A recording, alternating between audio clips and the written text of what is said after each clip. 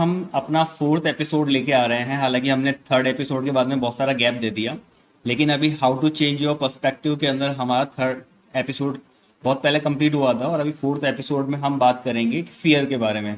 Last episode में हमने बात किया था कि कैसे हम चीज़ों को चेंज करने का कोशिश कर रहे हैं, और चेंज करते समय क्या क्या क्राइसिस उसमें आ रहे हैं। और लास्ट टाइम पे हमने कुणाल गुलाटी सर से जो चीज़ें सीखी थी मैनेजमेंट की भी, वो काफ़ी सारा हेल्पफुल था। बट अभी स्टूडेंट्स के लिए हम बेसिकली यहाँ पे बात कर रहे हैं फियर को लेके। तो आज हमारे जो गेस्ट हैं वो हैं डॉक्टर राहुल कुशल सर। ये हालांकि इनका एज बहुत कम है, और इन्होंने काफ़ी टाइम में जो है काफ़ी कम टाइम के अंदर काफ़ी अच्छे अच्छे चीज़ें हासिल करी हैं, और पढ़ाई में भी उन्होंने काफ़ी सारी चीज़ें की हैं। उसके अलावा अभी जो है वो टीचिंग करियर में हैं, और लाइफ में अपने लिए बहुत अच्छे अच्छे चीज़ें प्लान कर रखी है इन्होंने। और साथ ही साथ में फिटनेस पे भी काफ़ी सारा ध्यान देते हैं। तो मुझे इस जो ये चीज़ था हमारा फियर के ऊपर, तो फियर के अंदर मुझे लगा कि सबसे सही जो पर्सन मुझे लगे वो मुझे लगा कि राहुल सर को बुलाना चाहिए, ताकि ये बता पाएंगे कैसे आप कम टाइम में सारी चीज़ें अचीव कर सकते हैं, और क्या क्या चीज़ें आएंगी। और साथ ही साथ में हमारा जो इनका एक्सपीरियंस है, लाइफ एक्सपीरियंस है, वो भी ये शायद अपने साथ में शेयर करेंगे। तो सर एक बार आप अपना थोड़ा बेसिक सा इंट्रोडक्शन दीजिए, ताकि बच्चों को पता लग जाए कि आप बेसिकली क्या background. Thank you so much. Thank you so much Zorawar sir, आपने मुझे मौका दिया बोलने का। आज मैं उन सब चीज़ों के बारे में डिस्कस करना चाहूँगा जिसको मुझे लगता है आपके सारे जो लिसनर्स हैं उनको सुनने की ज़रूरत है। और मुझे ये पक्का विश्वास है अगर वो मेरी चीज़ों को फॉलो करते हैं। हालांकि मैंने अपने पूरे अभी तक जितने भी मेरे एक्सपीरियंसेस रहे हैं, जितने भी मैंने चीज़ें अपनी हासिल की है और जितना मेरा एक्सपीरियंस रहा है, उन सब पर मैं बात करना चाहूँगा। तो बात करते हैं, जैसे सर ने बताया कि फेयर हमारे जीवन में फेयर की महत्व, जो फेयर का जो इम्पोर्टेंस है वो होना चाहिए। क्योंकि अगर आपके पास डर नहीं है ना, तो आप आगे बढ़ ही नहीं सकते। क्योंकि आपका ये डर ही है जो आपको मजबूर करेगी काम करने के लिए। आपका डर ही होता है जो आपको बोलेगी, अंदर से बोलेगी कि नहीं, अगर आप नहीं करते हो तो वो चीज़ आपको नहीं मिलेगी। तो ये सारी चीज़ें हैं, मैं बात करूंगा। सर हमसे क्वेश्चंस पूछेंगे बहुत सारे, उन सारे क्वेश्चंस का जवाब मैं देना चाहूँगा। हम बिल्कुल बिल्कुल, अभी जब से बता रहे थे तो मुझे एक पॉइंट जरूर महसूस हुआ। अभी ये जो हम चाहे कैपिटल की बात कर लें या फिर हम बाकी जो एंटायर हमारी जनरी है, तो उसके अंदर हमने बहुत सारी चीज़ें की, लेकिन बीच बीच में जो गैप्स आए तो मुझे वहाँ पे लगा कि हाँ, हमने कुछ स्टेप्स लिए, कुछ चीज़ें फुलफिल हुई। उसके बाद जब चीज़ों का डर खत्म हो जाता है तो हम कहीं ना कहीं अपने काम में स्लो हो जाते हैं। फिर हमें सडनली लगता है कि अरे, ये तो बहुत ज़्यादा गैप हो रही, बहुत सारी चीज़ें जो है हम लेक कर रहे हैं, तो हम फिर वापस से उस चीज़ को खो ना दें, और उस डर की वजह से कभी हम उसको फिर दोबारा से रीगेन करने का कोशिश करते हैं। तो सर आप कुछ अच्छा सा एग्जांपल स्टार्टिंग फेज का बताएं, थोड़ा सा, बहुत थोड़ा सा अर्ली स्टेज। सर स्टार्टिंग की बात करूं, जब मैं क्लास 12th तक था, ठीक है, हम्म। मेरा जो फोकस था पढ़ाई की तरफ बिल्कुल बहुत ही कम था। मैं कहूँगा कि टू बी ऑनेस्ट कि बस मैं अ, ऐसे एलिमेंट्स में मैं ट्रैप हो गया था ना, जिससे बाहर आना बड़ा मुश्किल सा हो रहा था। क्लास 11th और 12th it was very very, मैं कहूँगा कि बहुत ही ज़्यादा डाउन्स थे। मैं पढ़ने में बिल्कुल अच्छा नहीं था, बहुत ही एकदम डम सा रहता था। पर हाँ, दूसरे और एक्टिविटीज़ में, जैसे आप कह लो कि कोई और भी चीज़ें हो गई, कल्चरल एक्टिविटीज़ हो गई और सिंगिंग वगैरह हो गई, दैट्स अ डिफरेंट पार्ट। पर हाँ, उन सब चीज़ों में मैं बहुत आगे था। पर जब क्लास 12th में पहुंचा और जब मैंने अपना एग्ज़ाम दिया, एग्ज़ाम के लास्ट एग्ज़ाम में मुझे डर हुआ। डर, मैं कहूँगा वो डर not in a negative way but in a positive way. मुझे डर लगा कि अब क्या करूँगा। हालांकि मेरे घर में कोई भी इतना पढ़ा लिखा नहीं है, मेरे मॉम डैड इतने पढ़े लिखे नहीं है।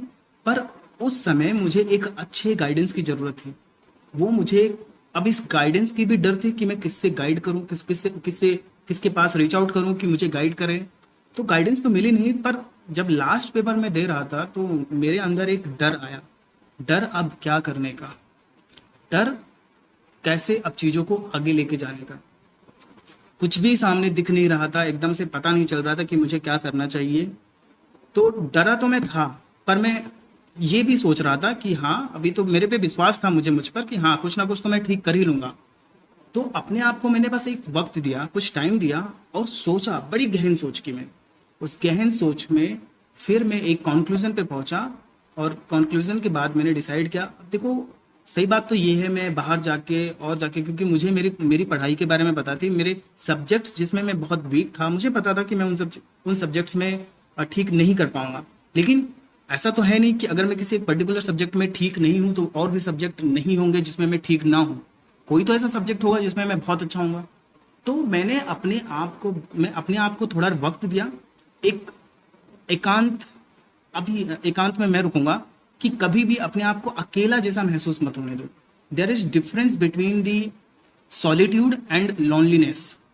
तो मैं अपने आप को सॉलिट्यूड में किया, आइसोलेट किया, और मैंने अपने ऊपर गहन सोचा कि मुझे क्या करना चाहिए।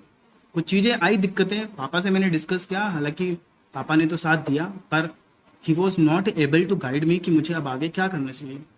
तो आगे, तो फिर मैंने सोचा, फिर बाहर निकला, किसी से संपर्क किया, तो मैं बैंगलोर गया, बैंगलोर से कुछ पढ़ाई सीखी। उसके बाद जब मैं बैंगलोर गया तो मुझे, बैंगलोर जब गया तो मैं डिप्लोमा किया वहाँ से। फिर थोड़ा बहुत और डर हुआ कि नहीं, डिप्लोमा से तो मेरा कुछ नहीं होने वाला। फिर आगे बढ़ा और डॉक्टर ऑफ फार्मेसी की उपलब्धि मैंने 6 साल बाद हासिल कर ली।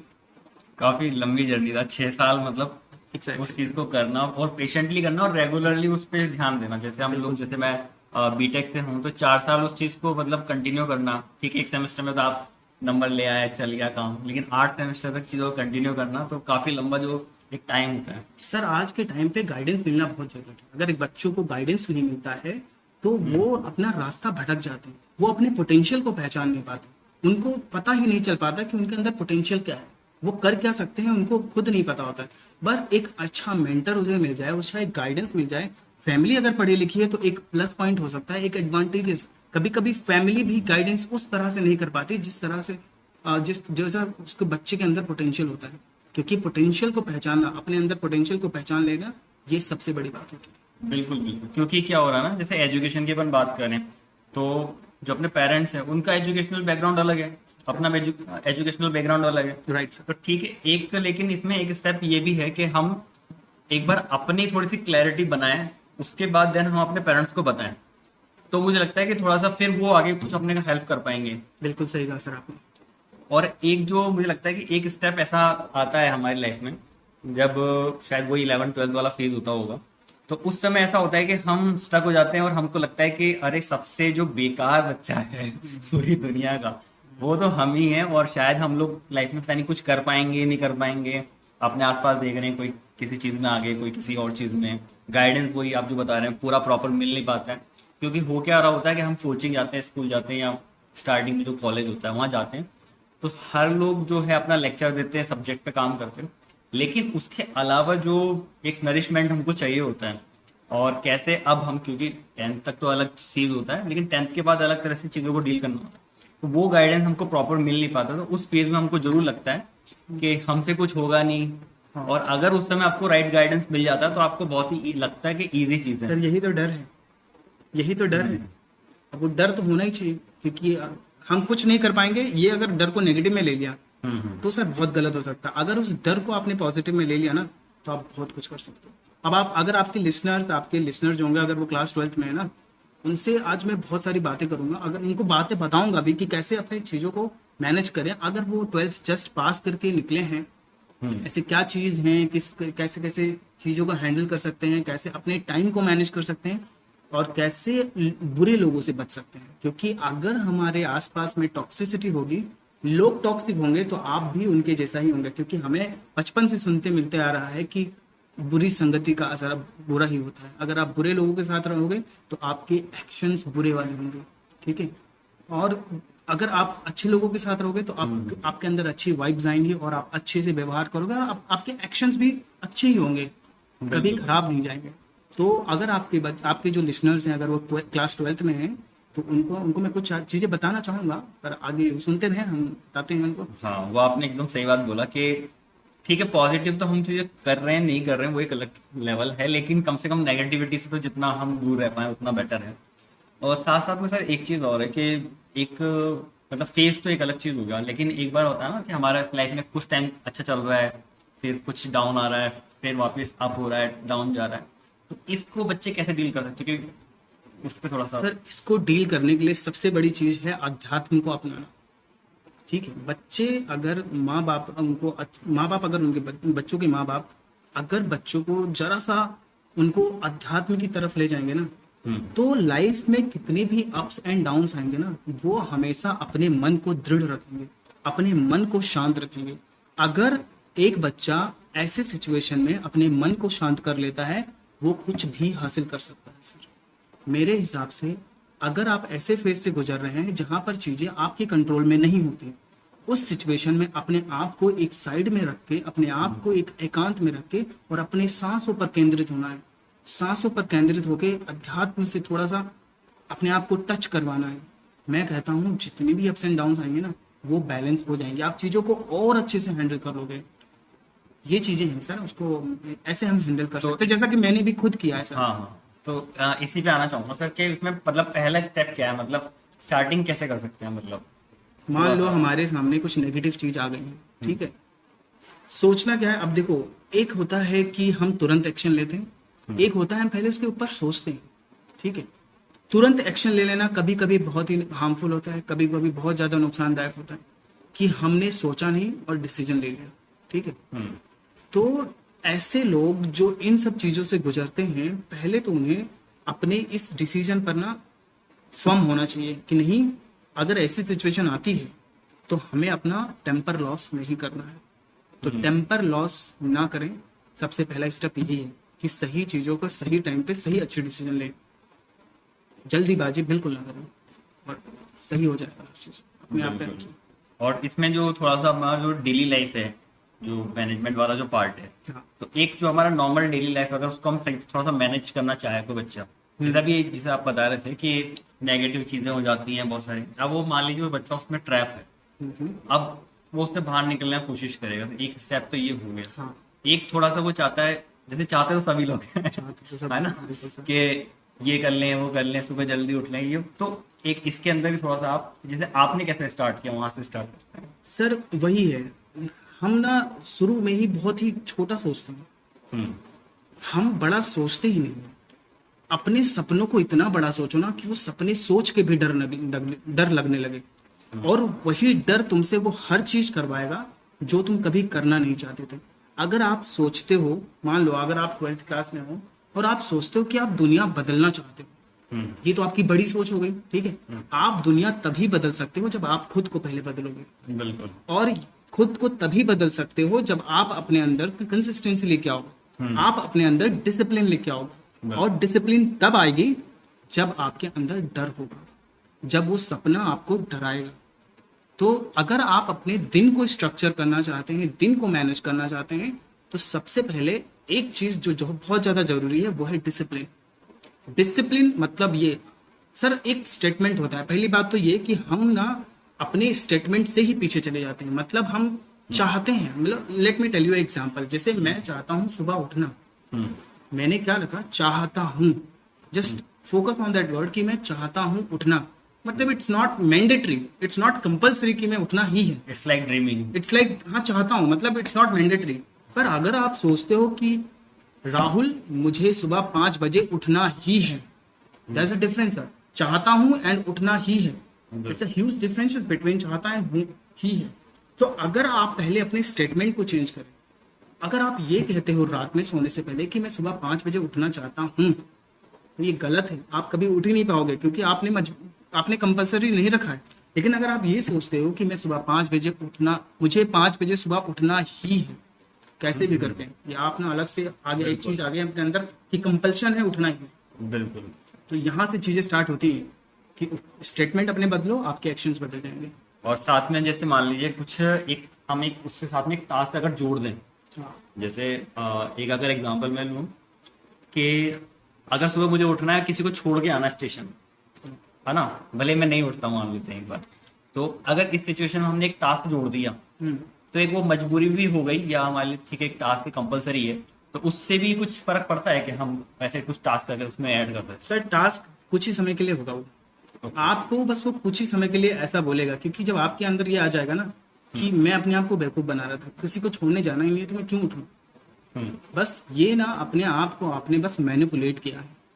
आपने शॉर्ट टर्म मैनिपुलेट किया है, आप उनके ऊपर आपको शॉर्ट टर्म में एक्शंस तो देखने को मिलेंगे, 2-4 दिन 3 दिन, पर आपने उस चीज को अभी कंपलसरी नहीं डाला है। ठीक है, मैंने क्या बोला इसके पहले कि अगर आप अपने स्टेटमेंट में कंपल्सन लाते हैं तो ही आपके एक्शन उस हिसाब से होंगे। जब तक आप कंपल्शन नहीं लेके आएंगे अपने स्टेटमेंट्स में, तब तक चीजें आपके हिसाब से नहीं चलेंगी। और ये ह्यूमन साइकोलॉजी है। आप ह्यूमन साइकोलॉजी को ठीक से पढ़ते हो, ठीक से जानने की कोशिश करते हो, तो आपको पता चलेगा कि हमारा जो ब्रेन है ना, वो एक्चुअली बहुत ही कॉम्प्लेक्स है सर। मैं बताऊं कि ह्यूमन साइकोलॉजी यही कहती है, अगर आप चीज़ों पर कंपल्सन नहीं लाते हो तो आपका दिमाग भी चाहेगा कि उसको ज़्यादा काम ना करना पड़े। आप ज़्यादा काम करने की इच्छा ही नहीं रखोगे और फिर सोते रहोगे।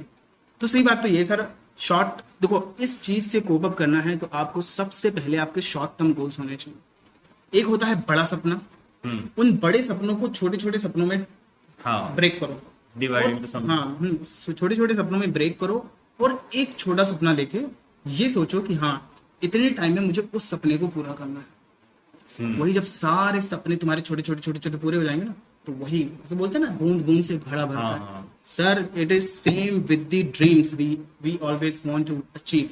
तो हमें पहले अपने शॉर्ट टर्म गोल्स, एक बड़ा सपना सोचो, उन बड़े सपनों को छोटे छोटे करके, कैसे छोटे छोटे कपड़े पूरे करके उन बड़े सपने तक पहुंचना है। तो बड़े सपने के पहुंचने के लिए छोटे छोटे सपने बनाओ, और हर एक सपना जब तुम्हारा अचीव हो जाए तो खुद को रिवॉर्ड, जैसे हमने फर्स्ट स्टेप अगर कंप्लीट किया तो हमें लगा अचीव कर सकते हैं। बिल्कुल खुद को रिवॉर्ड दो, खुद को ट्रीट करो। मैं बोलता हूँ, हो सकता है कि आप सिगरेट पीना चाहते हो तो सिगरेट पियो, कोई बात नहीं, वो मैं जोक्स अपार्ट। लेकिन अगर आपको लगता है कि आपको इस अवार्ड से खुशी होगी तो आप अपने आप को अवार्ड दो, लेकिन अवार्ड तब दो जब आप उन सपनों को अचीव कर लो, छोटे से पार्ट को ना अचीव कर लो। होता है ना, कभी कभी हम देखते हैं कि हाँ, आज मैं 3 पेज पढ़ लूंगा तो उसके बाद में चाय पीऊंगा, और जब तक मैं 3 पेज नहीं पढ़ लूंगा तब तक मैं चाय को हाथ तक नहीं लगाऊंगा। तो ऐसा ह्यूमन साइकोलॉजी आती है कि हाँ, पढ़ ले जल्दी, चाय मिलेगी, तो चाय मिलेगी, सिगरेट मिलेगा। लेकिन वही चीज़ है कि अब आप अपने आप को ना उन सपनों को, मतलब उन गोल्स को आपने रिवॉर्ड में तय कर दिया है कि हाँ, 3 पेज पढ़ लूंगा, अब मेरे को मस्त एक चाय मिलेगी अदरक वाली। हाँ, ये होता है बिल्कुल। और सर साथ ही साथ में जैसे अभी बात करें थोड़ा सा, आप अपना जो फिटनेस वाला जो जर्नी है, ठीक है, अगर हम इसको, ठीक है, एक तो वो होता है कि जैसे हमको फिटनेस बनानी है, वो सारी चीज़, इसका जो हमारे माइंडसेट, जो आपने अभी अभी पहले जो बात बोली कि जब तक हमारा माइंडसेट स्ट्रांग नहीं होगा तब तक हम किसी भी गोल को अचीव नहीं कर पाएंगे। वो 2-3 दिन का टास्क बन के रह जाएगा, फिर वापस वही कहानी है। सर, फिटनेस भी हमारी साइकोलॉजी की तरफ ही है। पता है सर कि एक होता है फिट होना और एक होता है फिट दिखना। सर, मैं बताता हूँ, दोनों में बहुत डिफरेंस है। एक होता है कि फिट दिखना इन सेंस कि बहुत सारे ऐसे बॉडी बिल्डर्स हैं जो खूब सारा मसल्स गेन करते हैं और अपने आप को फिट दिखाते हैं दुनिया की तरफ, ठीक है। तो मतलब इट इज़ लाइक कि हाँ, आपने मसल्स गेन किए और अब आप मसल्स को शो ऑफ करना चाहते हैं, ठीक है, लोग देखें, इम्प्रेस हैं लोग, इम्प्रेस हो जाएं लोग। तो वो चीज़ डिपेंड। एक होती है fitness that comes from inner side of your body, ठीक है, that fitness which makes you actually fit, which makes you कि हाँ। और सर, एक बात तो ये है ना कि अगर आप अंदर से फिट है ना, तो आपको ये जो सारी डिसिप्लिन वाली चीजें हैं ना, वो अपने आप करने को मिल जाएंगी। क्योंकि हमें पता है सर, जब हमारा शरीर फिट रहता है तो हमारे शरीर से एक हार्मोन रिलीज होता है, उसका नाम है एंडोर्फिन।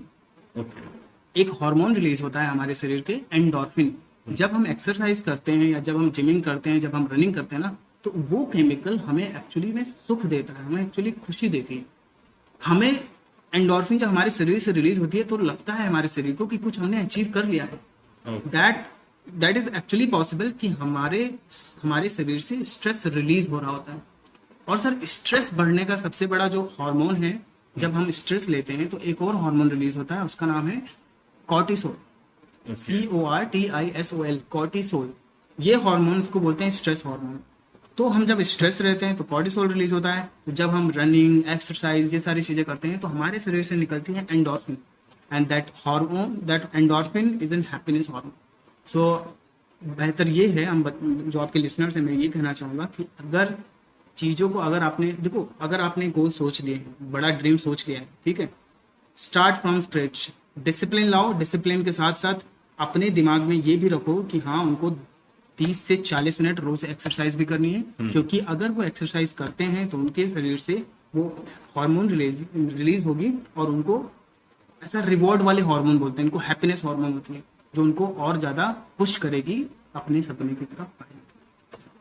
एक सर जो मैं बात करना चाहूंगा कि दो तरह के स्टूडेंट होते हैं। एक तो जो मतलब जो थोड़ा सा अपर कैटेगरी, जिसको जो अच्छे रैंक्स में आते हैं, टॉपर्स कैटेगरी होती है, उनके साथ भी एक समस्या रहती है कि ठीक है वो एक बार बन तो जाते हैं टॉपर या जो भी है, उसको मेंटेन करना बड़ा दिक्कत वाला काम होता है। एक होते हैं थोड़ा कम पढ़ने वाले बच्चे हैं, वो ये देखते हैं कि बस जैसे से पास हो जाए या थोड़ा अच्छे नंबर ले आए, उनके लिए चैलेंजेस अलग हैं।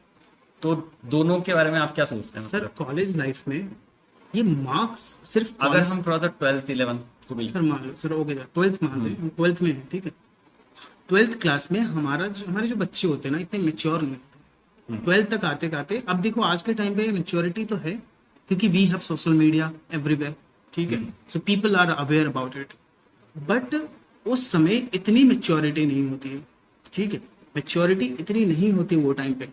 तो मेच्योरिटी आने के लिए थोड़ा देखो, एज के साथ कभी मेच्योरिटी नहीं आती, बिल्कुल बिल्कुल। एज आपके बढ़ते हैं मेच्योरिटी नहीं होती है सर। एज के साथ साथ आपको लोगों से एक्सपीरियंसेस जो आपको मदद करती है कि आप कितने मेच्योर होते जा रहे हैं, तो ये चीज़ें हैं।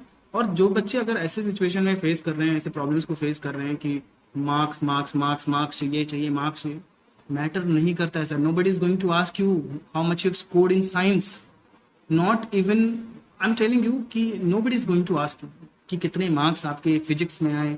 Late me tell you, I have just passed in physics, I have scored just 55 out of 100। Okay. So I was just passed in physics and chemistry. I already told you कि मैं बहुत ही डम सा था, I was not बहुत ज़्यादा डम था। लेकिन जब मैंने डिप्लोमा स्टार्ट की अपनी, for the consequently 6 to 7 years तक मैं लगातार अपने उस बैच में टॉप।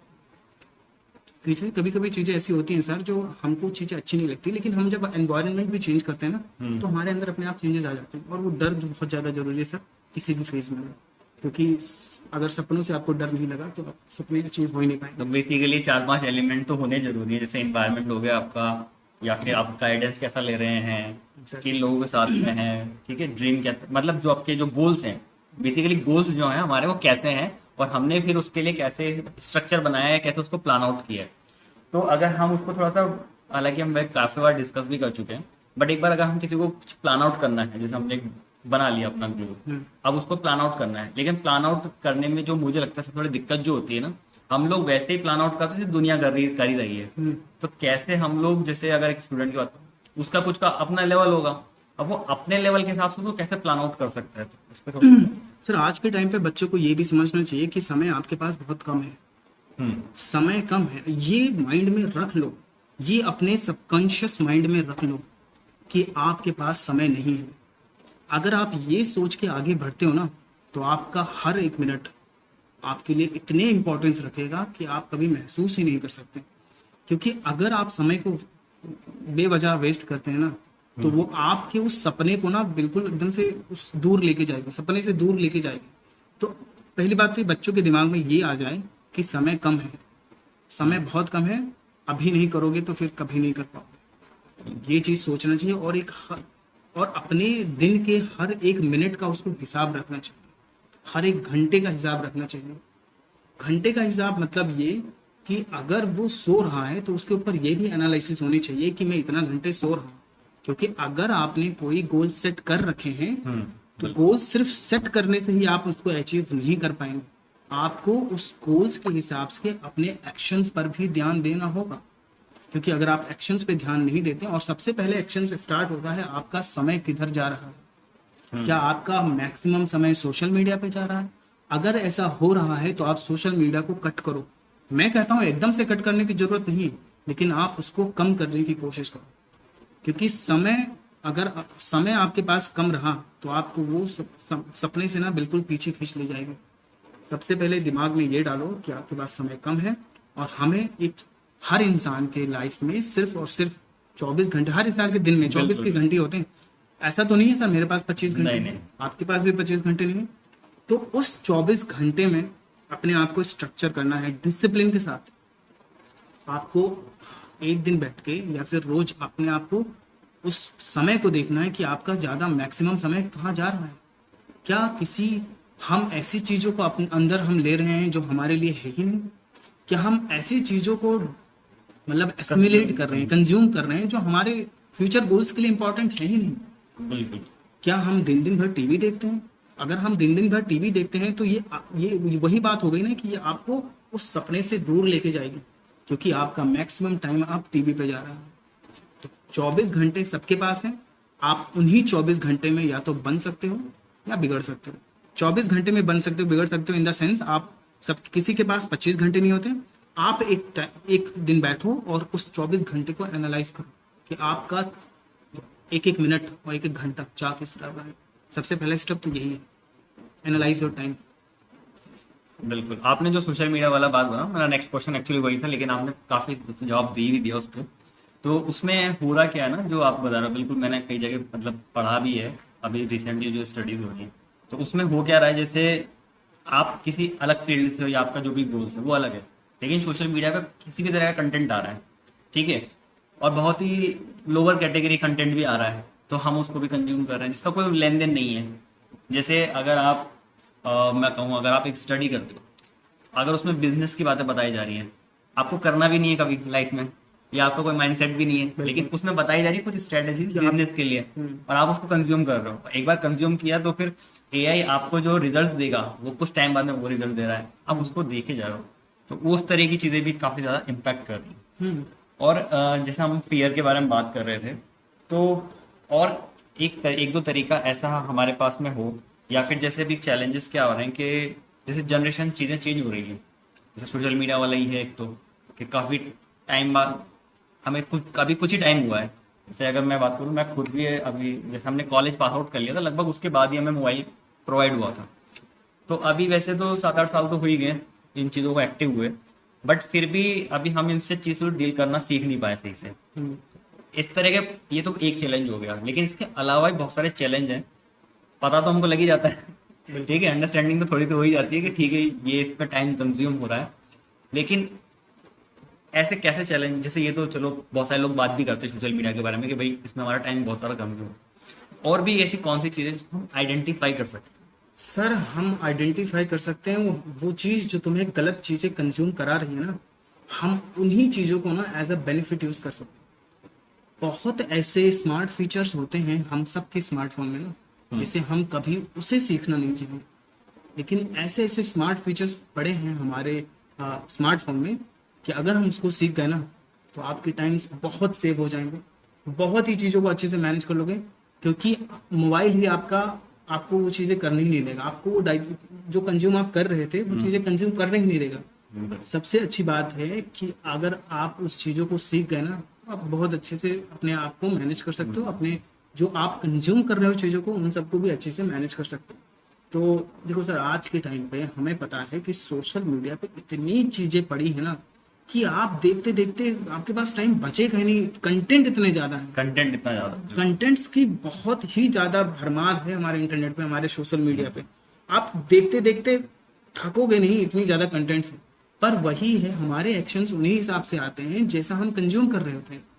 अगर हम रोज सिर्फ और सिर्फ फाइट वाला चीज देखते हैं, मान लो किसी ऐसे चीज को कंज्यूम कर रहे हैं जिसमें शक हो, जैसे हम तो सीआईडी मान लो, ठीक है, हाँ बिल्कुल, सीआईडी मान लो, तो हम ऐसी चीज को लगातार कंज्यूम कर रहे हैं, क्राइम चीजें देख रहे हैं, तो हमारे अंदर ऐसे क्राइम वाली चीजें आती है। मैं बता, तो बहुत सारे ऐसे एग्जाम्पल हैं जो हमारे सोसाइटी में सेट हुए हैं, जो जो जो बताऊं मैं, टीवी और इन सीरियल और वेब सीरीज से प्रभावित होके वो वैसे एक्शन किए हैं।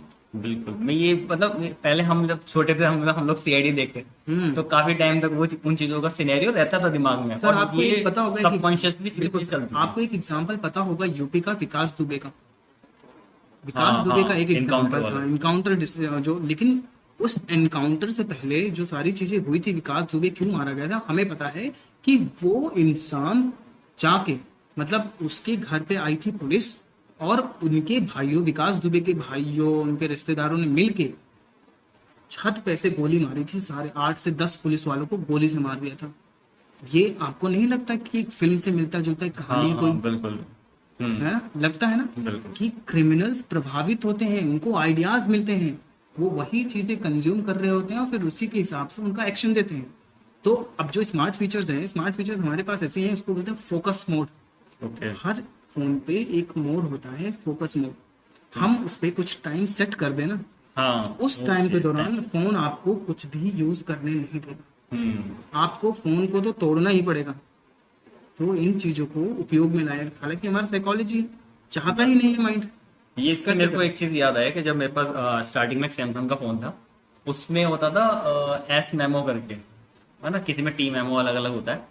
तो मेमो का मैं जब इस्तेमाल करता था, जैसे मार्केट कुछ जाना है या कुछ भी दिन में जो करना है, नोट्स। उस समय जब मैं ये सारी गोल सेटिंग इसके बारे में ज्यादा मुझे पता नहीं था, लेकिन उस समय फिर मैं क्या करता था, उसमें कुछ लिख लेता था कि ये दिन में 4-5 टास्क है, उसमें एक टिक मार्क का ऑप्शन आता था। तो मुझे पता लगता था दिन में मैंने अगर 5 टास्क अपने लिए डिसाइड किए हैं, तो उसमें से 3 हो गए, 4 हो गए, जितने हो गए।